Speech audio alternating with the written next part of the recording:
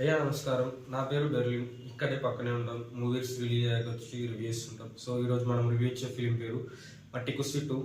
యాక్చువల్గా ఇది July 30 last month release అయింది ఇక్కడ మన థియేటర్స్లో. బట్ తెలుగులో రిలీజ్ అవ్వలేదు. జూలై 31 మన నెట్ఫ్లిక్స్లో స్ట్రీమ్ అవుతుంది. తెలుగులో కూడా ఉంది. తెలుగు, తమిళ, హిందీలో కూడా ఉంది. యాక్చువల్గా ఈ మూవీ వచ్చేసరికి మట్టి కుస్తీ 1కి సీక్వెల్గా ఇది. ఎక్కడైతే స్టోరీ ఎండ్ అవుతుందో అక్కడే స్టార్ట్ అవుతుంది. సో నిన్న నైట్ చూస్తే మట్టి కుస్తీ 2, బట్ లైవ్ కూడా అర్థం వస్తుంది బీబీ. బికాస్ పేరులోనే ఉంది మట్టి కుస్తీ అని. మూవీలో ఉంటుంది మొత్తం కుస్తీ గురించి ఉంటుంది అనుకొని వెళ్తే మాత్రం డెఫినెట్గా రిగ్రెట్ ఫీల్ అవుతారు.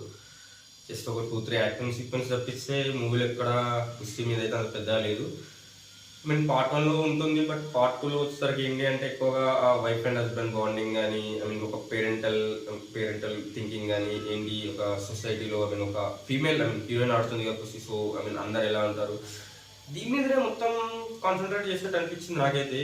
ఎక్కడ కూడా ప్రెస్ అయితే ఏం లేదు, బట్ సేమ్ తెలిసిన టాపిక్ని తిప్పి తిప్పి తిప్పి చూపించారు. పేరులో మట్టి కుస్తీ అని ఉంది కదా, కుస్తీ మీద కాన్సన్ట్రేట్ చేస్తుంటే టు బి బెటర్. యాక్టర్స్ కూడా ఎక్కడ స్కోప్ లేదు.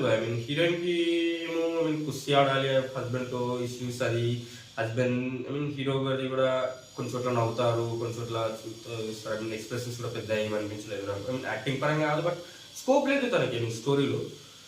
అండ్ నెక్స్ట్ రీజన్ వచ్చేసరికి మ్యూజిక్ వర్స్ డీసెంట్.